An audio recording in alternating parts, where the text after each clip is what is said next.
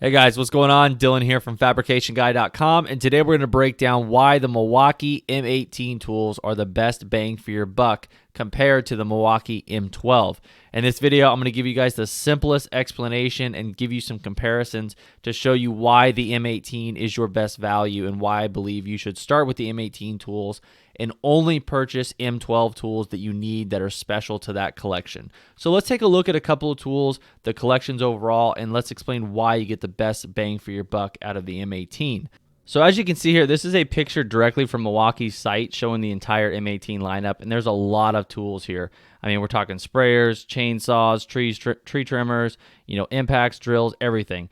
There are a ton of tools in the M18 lineup. If we jump over here to the M12, as you can see, there's a lot less tools. And the reason that is the M12 lineup, while it does have some tools in common with the M18, like they both have drills, they both have impacts, where the M12 really excels is creating small, lightweight tools that require a smaller battery pack. So some of the most popular M12 products that people use are things like this. This is a 1/4-inch electric ratchet.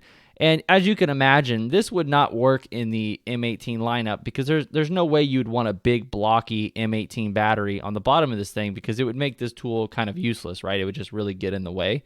So this is where the M12 brand really shines. However, when you move into something like a drill, these smaller batteries actually become less important. As you can see, this is a 4 amp hour extended battery here on an M12. And this, in my opinion, actually makes the drill more usable because it can stand up on end when you set it down. It's easy to grab, and it may be just a tad bit heavier, but overall, it's just a traditional cordless drill design. So to best demonstrate the value of the M18 brand over the M12, I went ahead and pulled together a scenario of someone needing a drill, okay? Just not a hammer drill, nothing fancy, just a regular drill to use around the house, and they want to know what the best bang for their buck is. Okay, so let's take a look at 3 drills from the different models. We have the M18 here, which is model 2606-20. This is a non-brushless drill. Comes in at $75, and its power is 500 inch-pounds of torque. Okay, and then we have the M12 here. This is the 2407-20. Its price comes in at $89, surprisingly, and only has 275 inch-pounds of torque. And this is a non-brushless model as well. And then we move over here to the M12. This is model 2504-20. This is $129. Now, noted this is the brushless model, but the reason I included it was because I wanted to show what it would take to get an M12 model with even close to the performance of the M18. So this one comes in at 350 inch-pounds of torque. So with this in mind, someone just needing a drill for the house, what's their best value? Well, the M18 is not only cheaper, but it has better performance. The only way these M12 units really make sense is if you are someone who really values the reduction of weight and size, okay? So if you're a professional and you're carrying this on your tool belt and it's a tool that you're not using very often and you don't necessarily have to have all that extra power, then that little bit of weight savings is going to be worth it for you. And that's why the M12 is created, to create small, powerful tools that are sort of unique to certain situations or certain users. But in general, the M18 is going to provide you better power and better value per dollar. Now, there are some tools in the M18 lineup that can be very expensive, that are brushless and all these different things, and they're very high performance, and they're very much geared toward professionals. But there are also non-brushless versions of those tools that are very inexpensive. So when you compare the power and the performance that you're getting per dollar with the M18 and the fact that the M18 has such a large variety of tools, it really makes sense to invest in the M18 at the start because you're going to get the most bang for your buck. You're going to get the most powerful tools. And if having really small tools is not something that you really need, which I would say the average user does not need that, the M18 is definitely the best bang for your buck.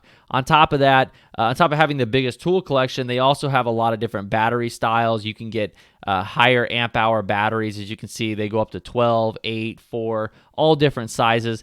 It's just the best way to invest your money. And Milwaukee is by far, I think, the best brand. I mean, they make really good tools, and we have beat the living heck out of these tools. I'm talking we are very, very rough on our cordless drills and everything that we have, grinders, everything. and they just keep working. It's unbelievable. For those of you who are building a collection of tools, and some of these M12 tools do look interesting to you, and I know there's a couple for me, for example, those quarter-inch ratchets and stuff that I really like. One of the cool things that Milwaukee has done, and I think they've kind of recognized that the M12 lineup is not as powerful as the M18 and not as popular, is in their battery chargers, as you can see here. In the battery charger, they actually include a spot to charge your M18 battery, but they also include a spot to charge an M12 battery, as you can see here. So the great thing about that is that it will allow you to add a couple M12 tools to your collection, and you can charge your battery on the same charger. So ideally, and the way I have my tools set up is that I have a bunch of different M18s. I got drills, impacts. I got that 1/2-inch impact that I absolutely love. That thing's a monster, great for working on heavy equipment. We got circular saws. We have all types of different, Sawzall, everything on the M18. It's powerful. It works good. We have lots of batteries. And then when it comes to the specialty tools, which for us is these smaller ratchets here, those are what we use the most. Those specialty tools, we have a couple of those with 2 M12 batteries, and we can charge those on the same charger. But other than that, everything else is M18. I hope this video helps you guys out in really understanding what the different models are. I know it can be incredibly confusing because there are so many different drills and impacts and tools from Milwaukee, but this will give you sort of a general overview of what there is to offer, and I think investing in the M18 lineup is 100% your best bet. On top of that, there's definitely the topic between brushless and non-brushless.